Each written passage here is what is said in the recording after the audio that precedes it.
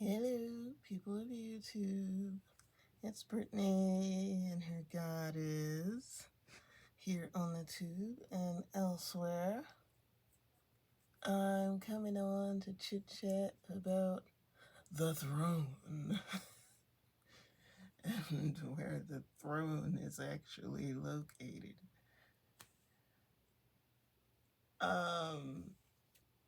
When talking about divination, there's some strong prattling about being humble and the necessity of it. But I'll tell you what, you will get humbled if you have not been humbled.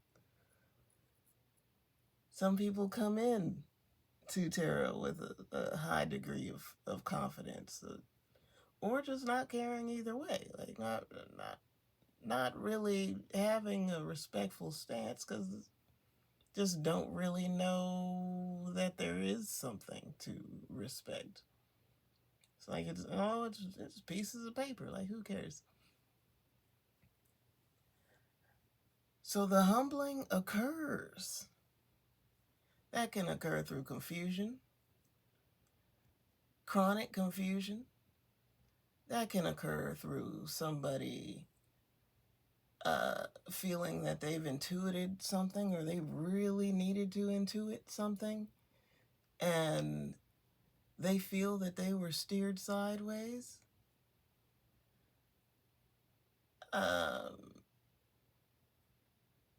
That can occur through mysterious happenstance with a favorite deck or your only deck gets destroyed or lost or somehow maimed.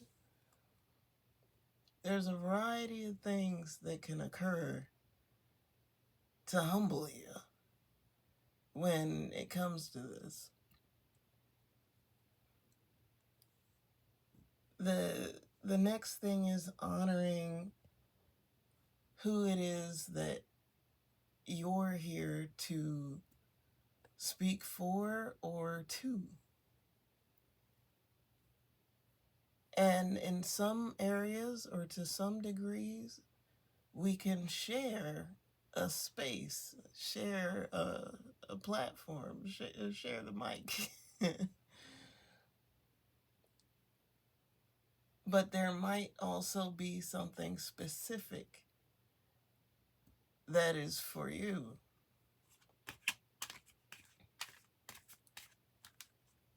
This happens. And when something is for you, there's there's nothing that that other folks can do to snatch it from you.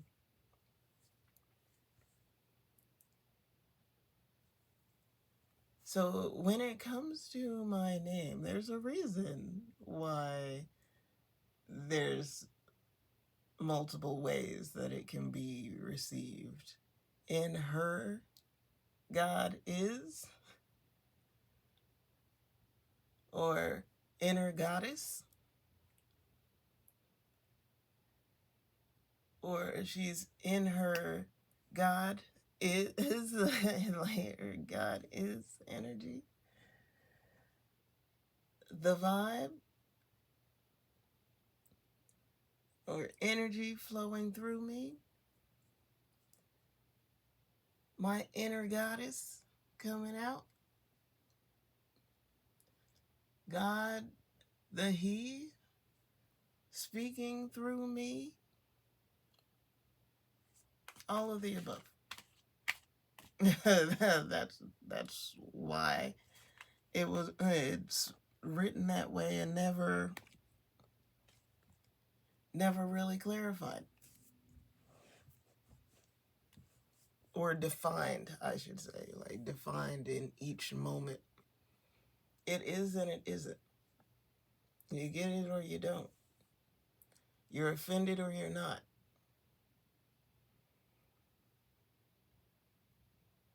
But the post is that sometimes I am speaking to an issue of the feminine collective, or representing something for the feminine collective. Sometimes I'm receiving that. Sometimes I'm blasting something backwards. That happens too.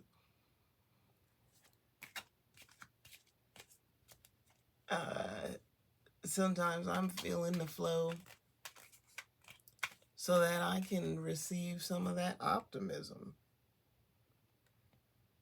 Whether I'm directing it a certain way or not, just needing that optimistic energy from some of the crowd.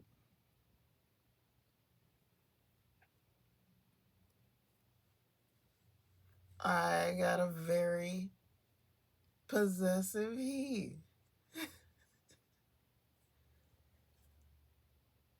So self-aware of his enveloping, all-encompassingness, that the space given is intentional. Like, do what you want to do, Brittany. Do what you want to do. Why? Because he's always watching.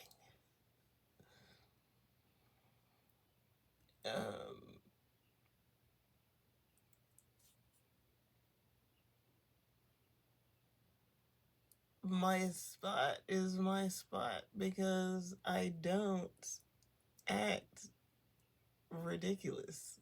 I really don't. It may appear that way sometimes, but that's just a willingness to let things look how they may.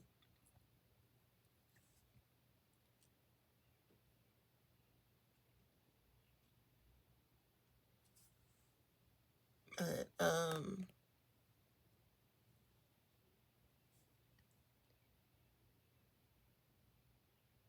when it comes to the feminine post,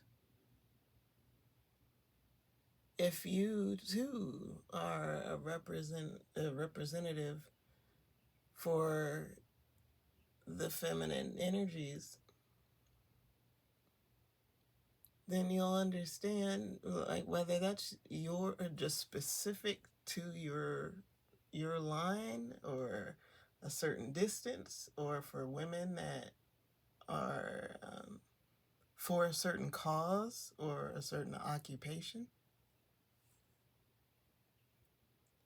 You know the feeling of dealing with some things that aren't yours, that aren't necessarily yours. This can make you feel a little nuts, make you seem to contradict yourself, because you are just about arguing with yourself, kind of fighting with yourself. Because some fears are not yours. Some issues are line issues of, again, family, or the feminine collective as a whole, of females of the earth, or females of a profession, females that do a certain hobby, a craft.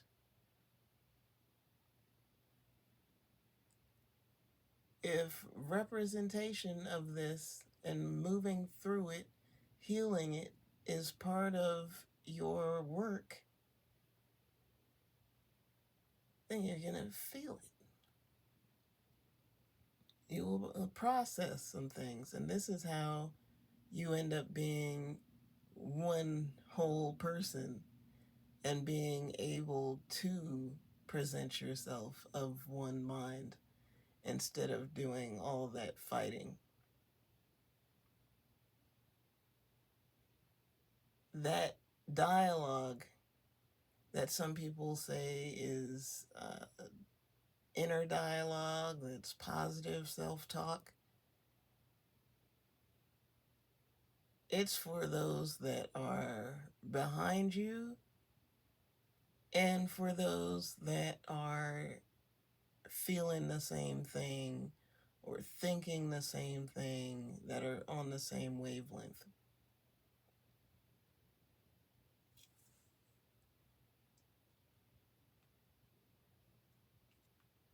I'm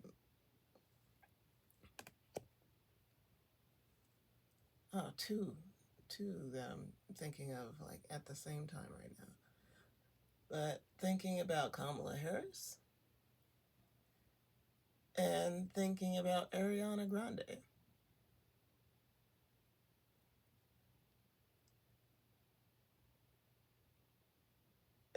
These two women folk are are both doing, have already done, but also are both doing major work for the female collective.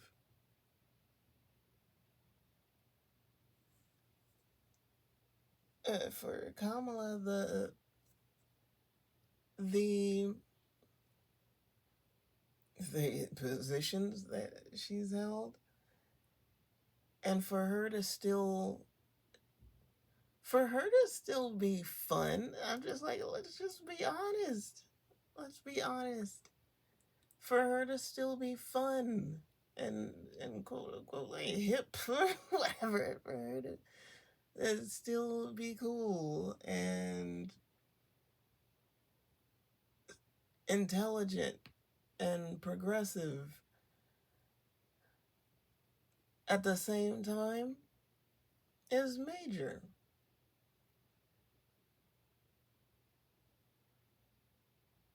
This is what is necessary.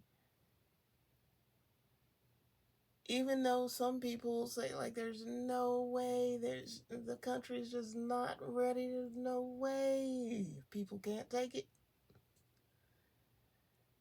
and try to paint her for jokes.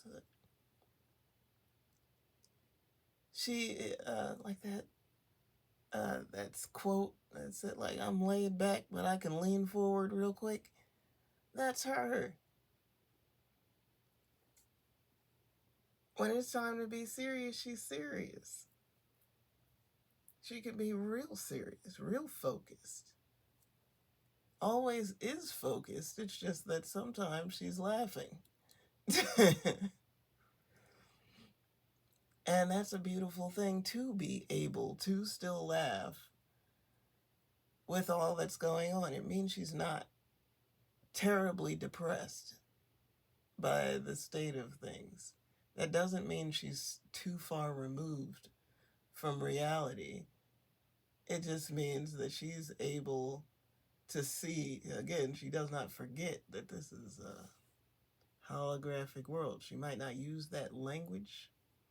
She might not say those kind of things because that would be too much for some people to take. But that's what keeps a person lighthearted.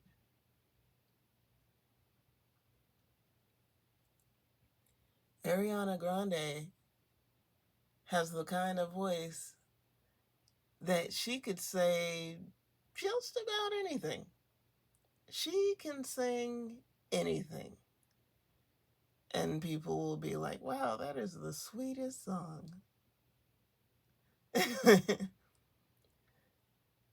She sang about 69ing, saying she want to be done all night long.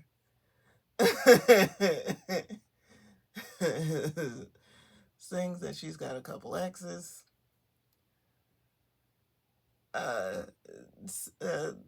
She sings about what she wants to sing about.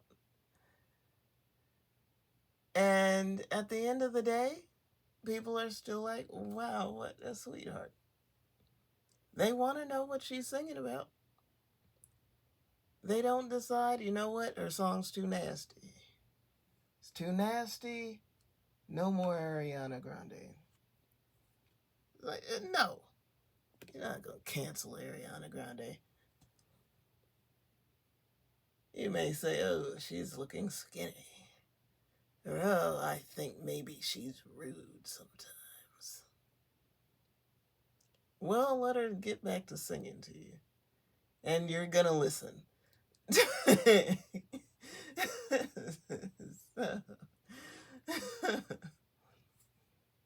that's a thing when there's been such a dividing line for women where either you're a nasty girl or you're wholesome. It's one or the other. You cannot be both a wholesome girl that can be brought home or see the light of day, go on dates, and also a nasty girl. It does things that you don't even want to talk about. You shouldn't talk about at the dinner table. Like that's two separate humans. No, that can be one human. No matter what people want to say, no matter how hard it is for people to take. Ariana Grande may have a 50 Shades of Grey freaking dungeon at her house. That's none of our business. It's none of our business. But if she wanted to, and she wanted to sing about it, people would dance to it, bump it in the car, and call it a day, and she could keep it moving.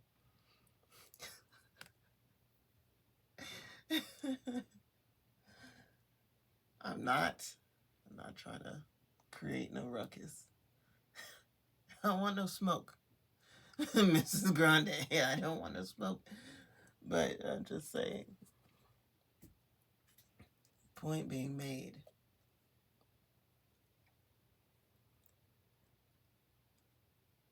When it comes to being a speaker, in the divination realm, it's like you speak for the deceased or you speak for people. You are a nosy, petty person, or you only aspire to the highest of ideals at all times. You speak to and or for a masculine God, male God only, or you're speaking for the feminine only. You are always speaking ethereally when you sit down at your table or you pull out your cards, you're doing your thing, or it's always you interpreting your divination tool. And I'm sitting here just like, if I could control that part, I would. Sadly or not sadly, depending on how you look at it, I would. I would divide myself up into different sections consciously and project that intentionally. Today, it's this or that. Next week, I'll be doing this or that announcement. Today, I'm speaking for so-and-so. I cannot command somebody to my table. It's not like that. I've rubbed the lamp and Jeannie's coming. Or I didn't rub the lamp, so Jeannie is not. I was like, no, that's not the way the cookie crumbles here.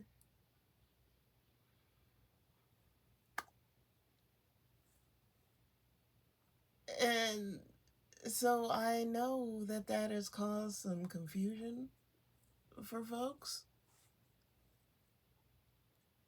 viewing me in person or interacting with me in person, as well as on the interwebs. When I have cards out, when I don't have cards out, because mysterious happenstance occurs.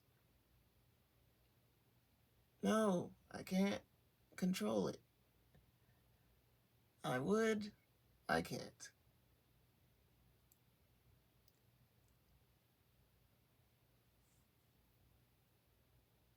So, what I do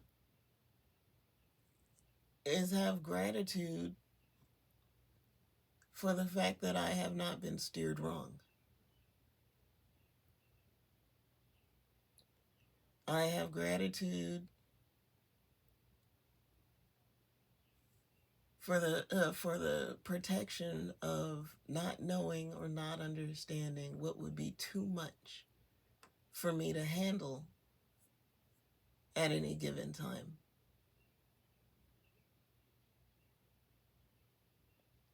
Sometimes saying something that if I knew what I was saying, I wouldn't say it.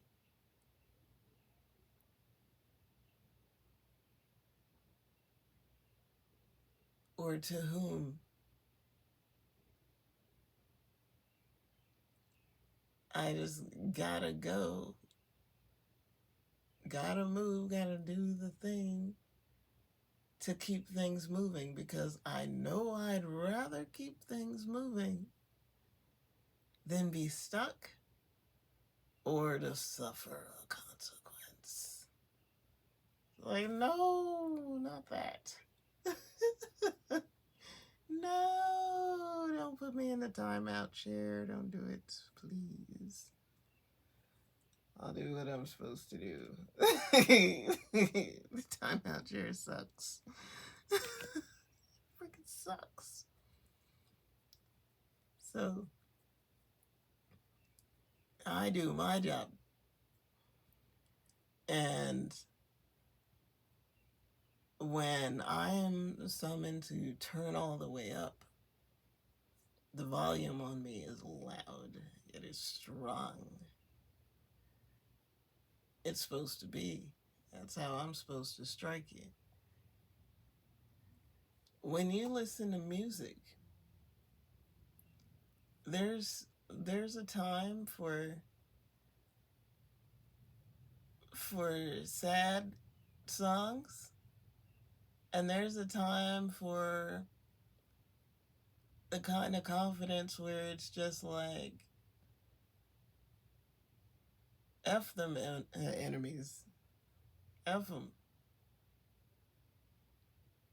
Not, I wish them well and I hope they have a good day. No, sometimes it's just F them.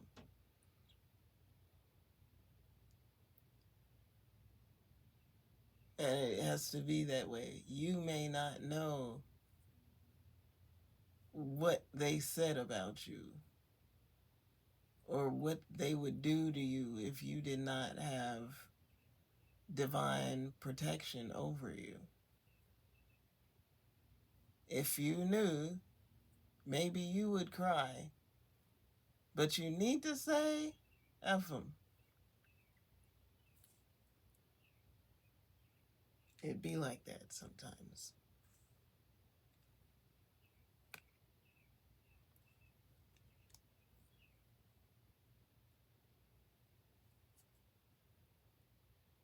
Sometimes when you feel like it might be perceived as or labeled as uninspired, lazy, or procrastinating, when what is actually happening is you are blocked and delayed because you would deliver something that people don't deserve to have yet, or that demographic. Sometimes you can't be a certain person in a certain area.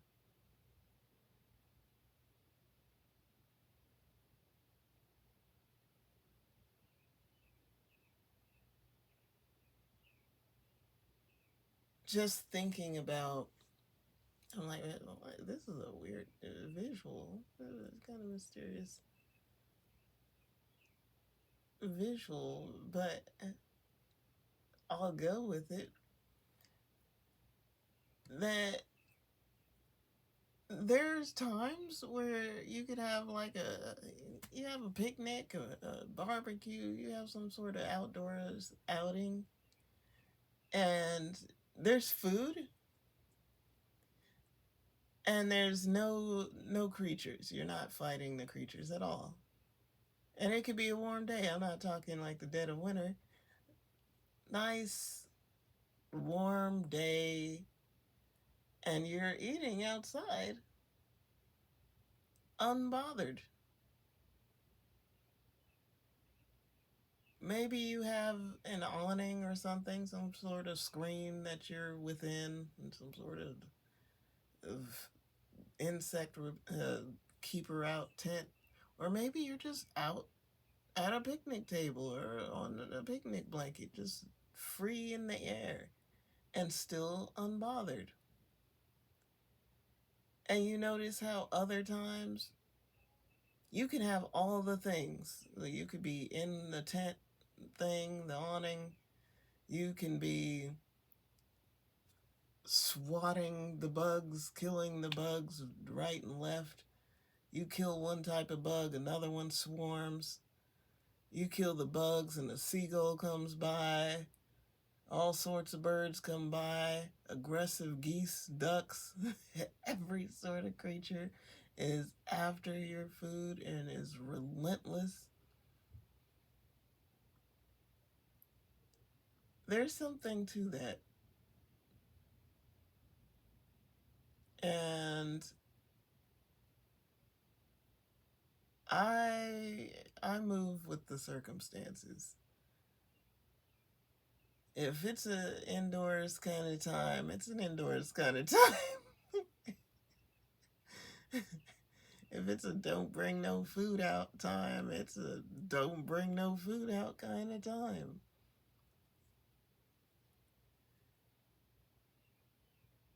I'm like that. I'm not going to carry on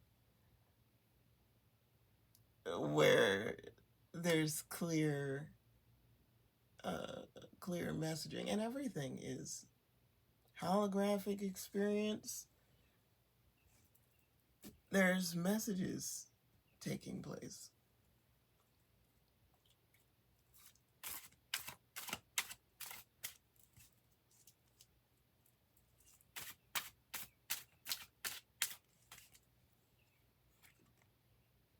Um,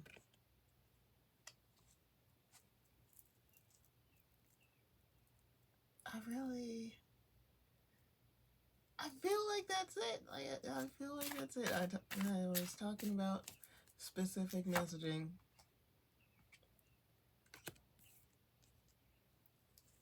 Things that need to be said for whatever demographic you're coming from, knowing that it's specific for you.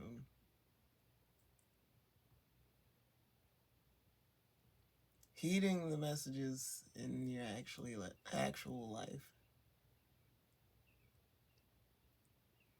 And I think that's about it. All right. if you made it this far in the video, I appreciate you.